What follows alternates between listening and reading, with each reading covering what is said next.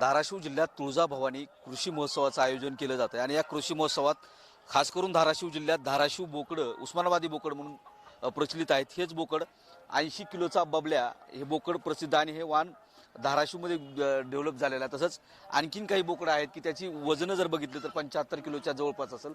हा कोंबडा जर बघितला तर 3 किलो 700 ग्रामचा कोंबडा या निमित्त पाहायला मिळतोय आणि अशा पद्धतीनं अनेक प्रदर्शनात जे पाहायला मिळतंय की ते मिळतंय. किती किलोचं आहे बकरं हे? किती किलोचं? 80 किलोचा आहे. काय नाव आहे त्याचं? बबल्या. बबल्या. कुठलं कुंभारी वाण कुठला आहे तो? बिटल बिटल वाण आहे बिटल धाराशिवचा. हा धाराशिव. या शेळीपणावर काम करणार विशेषतः कुठलं बकरं आहे? कुठलं बकरं आहे? हे पंजाब बिटल जातीचं ब्रीडिंगचं बोकड आहे. हा, शेळ्यासाठी ब्रीडिंगसाठी आपण आणलेलं आहे. हा. आता वय ह्याचं 7 वर्ष वय आहे. किती वजन भरतं त्याचं? ह्याचं वजन 85 किलो आहे. बरं. शेळीच्या विशेषतः काम करणारे आपल्या सोबत आहेत. मला सांगा काय खास करून या प्रदर्शनाचं वैशिष्ट्य? किती किलोची बकरी आलेली आहे?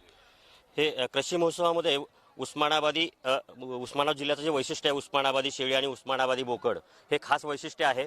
आज उस्मानाबादी जातीचा बोकड जो आहे तो 75 किलोचा बोकड 2.5 वर्षामध्ये झालेला आहे आणि उस्मानाबादी शेळी जी आहे ती अतिशय चांगल्या प्रतीची जात आहे आणि सर्व महाराष्ट्रामध्ये सगळीकडे प्रसिद्ध आहे. 22 जातीपैकी सगळ्यात चांगली जात म्हणून उस्मानाबादी शेळी ओळखली जाते. तिला जुळी करडे देण्याचं प्रमाण 100% आहे, तिळी करडे देण्याचं प्रमाण 50 ते 60% आहे.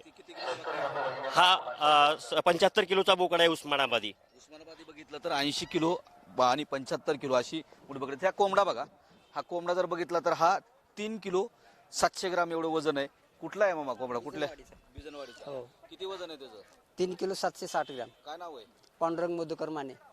कोंबड्याचं? कोंबड्याचं नाव नाही. नाही नाव ठेवलं? नाही नाही हा? नाही. किती त्याचा बाजारात भाव काय त्याचा? भाव आता सध्या 1,500 पर्यंत आहे जवळ. होय.